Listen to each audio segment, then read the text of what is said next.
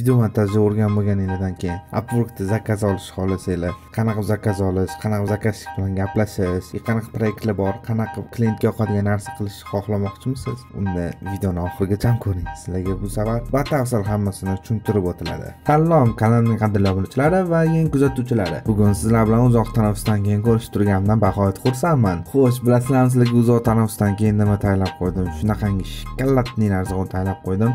Короче, xurmo yeganda yeyorasizlar. Ko'plar aytadi-yu, freelansdan mana o'rgandim. Qanaqa qilib zakaz olsam bo'ladi, qanaqa qilib ishlasam bo'ladi, qanaqa qilib gaplashsam bo'ladi deydi-yu. Hozir mana shu hammasiga mana shu video orqali javob olasizlar. Bugun men Upwork orqali avstraliyalik bir qizni YouTube uchun videorolik tayyorlab berdim. O'shani hozir sizlarga ish jarayonlarini va nimalar qilsa klientga yoqishi, nimalarni qo'ysa sizlarni ish jarayoninglar oshib va klientlar yo'qotib qo'ymasliklarini hozir sizlarga ketma-ketlikda tushuntirib o'taman. Agar shular qiziq bo'lsa, hozirroq kanalimga obuna bo'ling, like bosing va kommentariyaga plus qoldiring va men bundan xursand bo'lib, yanada qiziqarli videolar chiqarishda davom ettiraman. Keyingi live videolarimni ham sizlarga ko'rsatishga harakat qilaman. Короче, bu ishni boshlashimga menga 5 soatgina vaqt berilgan. Men 5 soat ichida nima qilishim kerak? Videoda intro yo'q, logotip yo'q, outro yo'q, hech qanaqangi narsa qo'shish kerak emas, faqatgina subtitrdan tashqari. Xo'sh, ishni boshladik. Menga berilgan videoni hozir Premiere Pro programmasini o'tirib, timeline qo'yib turib montaj qilishni boshlayapman. Videoga srazu kirishim bilan ovozini to'g'irlashga kirishaman. Ovoz vkladkasiga kirib turib, standart o'zini to'g'irlaydigan narsalar bilan ovozini cho'tkilashtirib tashlayman. Fox News, Huffington Post, CNN. I was even flown to LA to be an inspirational cover story for Women's World magazine. Keyin esa videoda to'xtab qolgan, pauza bo'lib qolgan yoki noto'g'ri gapirib qolgan joylarni kesib tashlayman. Videoni kesib to'g'rilab chiqqandan keyin tayyor saytdan subtitr yozdiraman. ref.com saytida yozdiraman.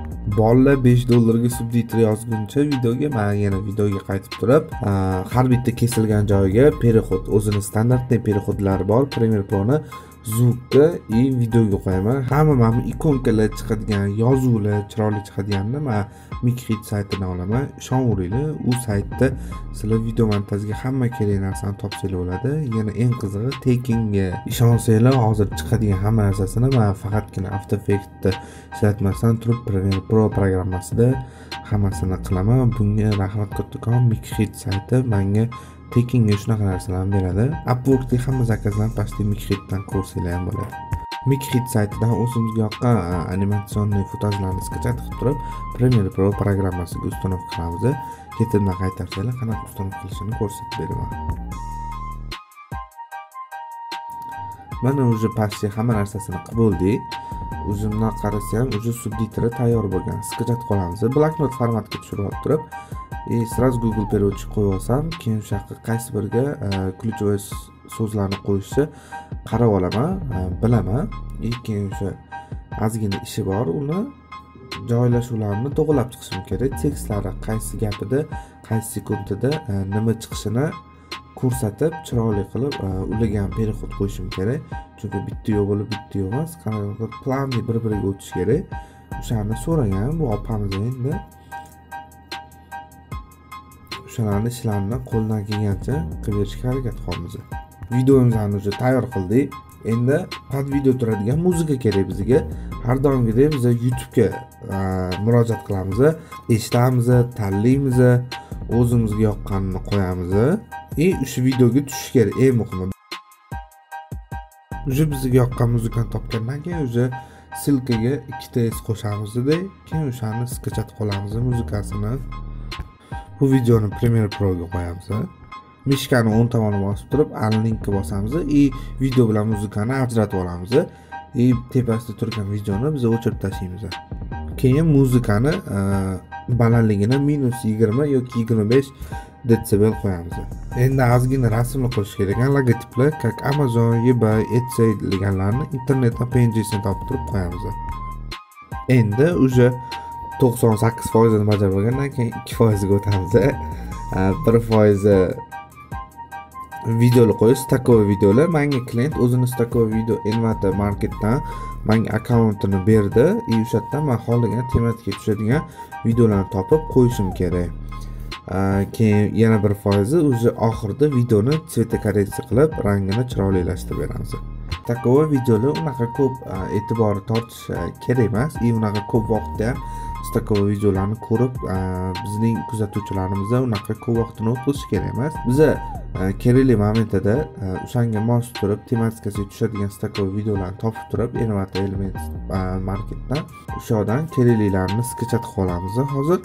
O'shalarni Premiere Proga qo'yib turib kerakli joylarga qo'yamiz. Hamma zakazchilik yoqadi. Hamma narsani hammasini o'z o'rnida topib, o'z o'rniga qo'ysa, zakaz qilgan oldida sizlarni obro'li bo'ladi.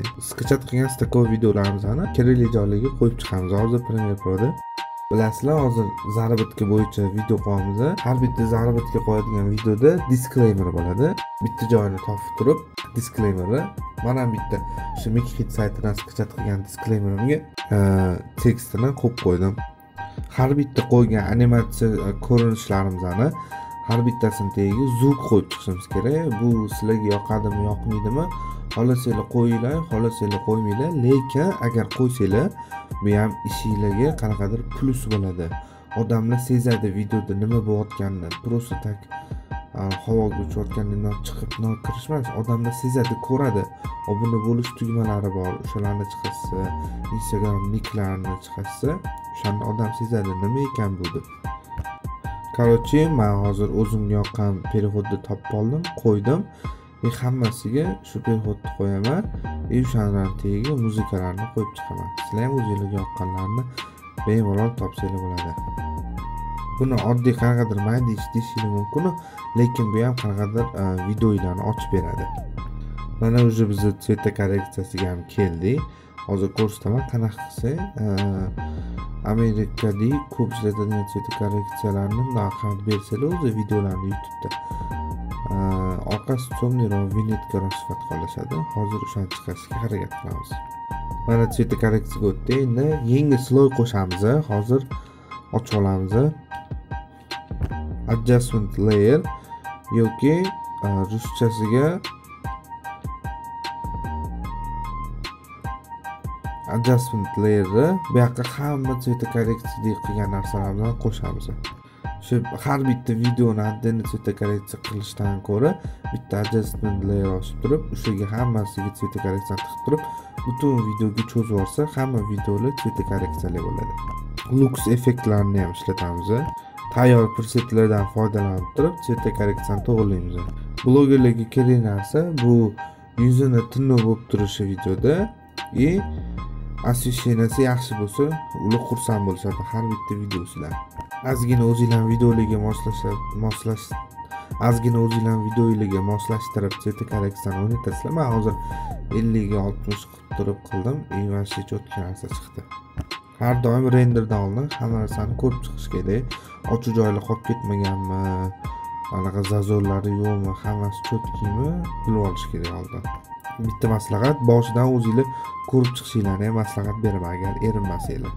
Agar menga yoqsa, o'zi hammasi cho'tka bo'lsa, o'zimga yoqqan joyiga bosib turib, granitsalarni Ctrl M bossam, mana hozir Enter bosganimizdan keyin tayyorlarni tekshirib chiqdik, hech qanday zazorlar qolib ketmadi, zeleniy bo'lib ko'rsatyapti. Endi bemalol export kamera ursak bo'ladi.